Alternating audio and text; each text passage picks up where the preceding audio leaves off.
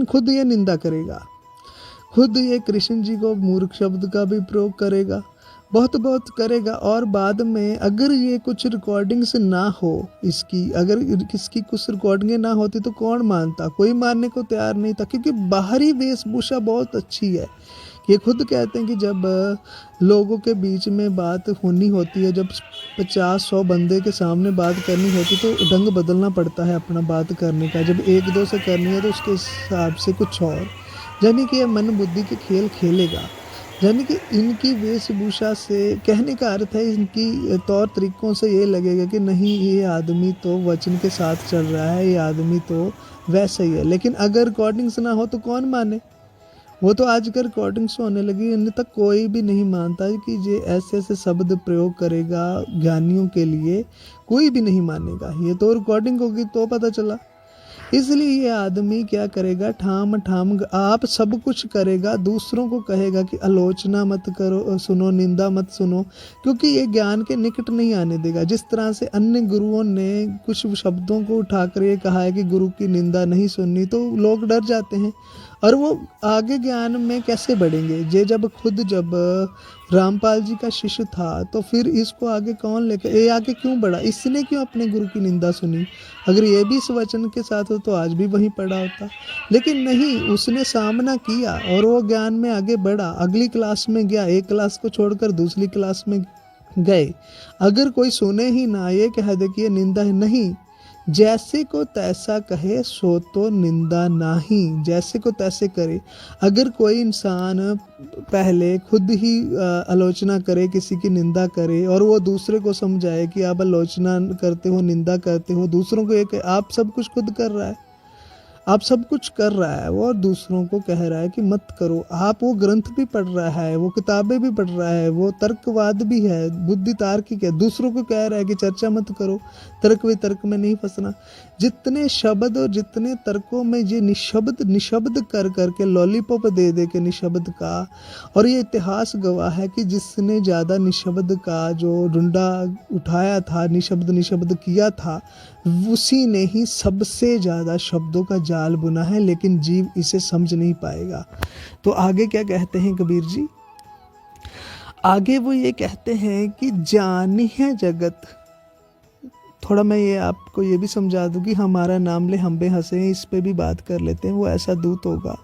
देखो कबीर पंथ में बहुत सारे जो है, कबीर मार्ग में जो कबीर जी की वाणियों के साथ अपने पंथ चलाकर, डेरे चला के बाबे बैठे हैं, उन्होंने बहुत दूत आए, यानी कि काल के दूत ही आने थे कबीर जी के पंथ में। पंथ तो उनका कोई है ही नहीं है, खुद ही पंथ बना लेंगे। उनका तो ज्ञान समस्त जाति के लिए, समस्त दुनिया के लिए, लेकिन ये पंथ सजा लेंगे। तो उन्होंने कहा है कि जितने भी सारे जो आएंगे कालदूत आएंगे, वह कबीर जी की इज्जत तो करेंगे, क्योंकि उससे ज्ञान प्राप्त कर चुके हैं, इसलिए वो इज्जत करेंगे, नाम कबीर जी का ही करेंगे, उनके नाम पर ही पंथ चलाएंगे।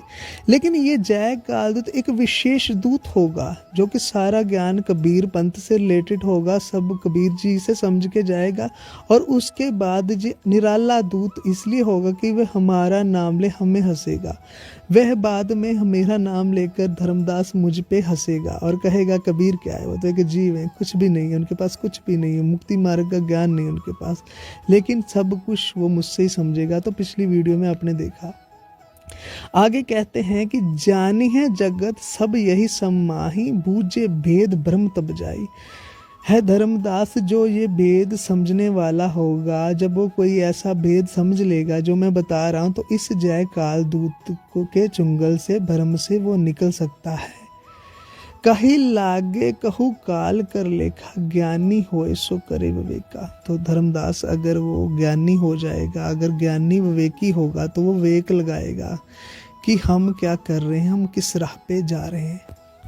तो आइए इस श्लोक पर हम फिर से नज़र डालते हैं कि यहाँ कहा गया है, इस देह में बॉडी में, इस देह में स्थित आत्मा अंतर्गत, क्योंकि वो अंतर्गत है इसलिए उसे परमात्मा नहीं आत्मा कहेंगे हम।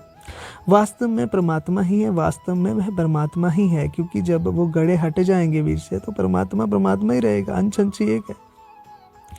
वह साक्षी होने से उपदृष्टा, जहाँ ये देखना है कि परमात्मा साक्षी उपदृष्टा है, वह बुद्धिमानों की बुद्धि है, वो बुद्धत्व को उपलब्ध है, ये नहीं कि वो बुद्धू है, ठीक है, वह जागरूकता वाला है, सब कुछ जानता है, किसका मार्गदर्शन करना या नहीं करना उसे सब पता है, ठीक है, वो कर्ता पुरुष है, ठीक है। ना तो हम अकर्ता कहकर उसे परम अकर्ता कह के बांध सकते हैं, क्योंकि वो बुद्धि से हमारी परे है।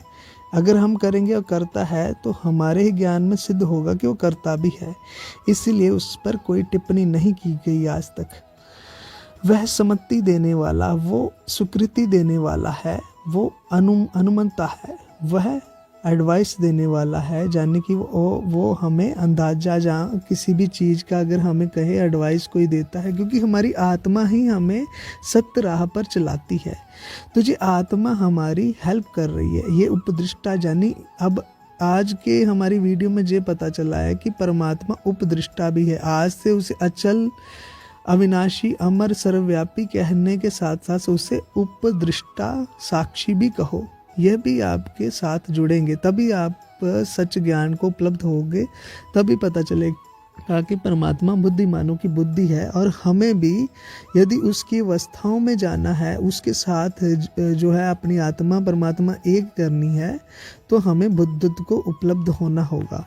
तो दोस्तों, वैसे बात इधर उधर घुमा फिरा के हम करेंगे तो जो जय कालदूत जी के साथ भी जुड़े हैं, इनके साथ भी भगत जुड़े हैं, तो यह भी मैच्योर हो रहे हैं दिन दिन प्रतिदिन। पहले जो कुछ पूजाएं करते थे, कुछ क्रियाएं करते थे, कुछ कर्म कांड करते थे, अब उन्हें समझ आया तो बुद्धि बढ़ी, चेतनी हुए, ये बुद्ध को उपलब्ध हुए, तभी तो विकार छोड़े अपने। चलो कुछ ना कुछ तो छोड़ा होगा, क्योंकि जो जय कालदूत जी भी हैं, यह भी तो कबीर जी का ज्ञान का ही वो कर रहे हैं, कुछ ना कुछ तो कबीर जी की समझे लेके दुनिया को दे रहे हैं। पूरा तो वो काल वाला ज्ञान ही नहीं होता, उसमें कबीर जी का ज्ञान तो मिला ही मिला है।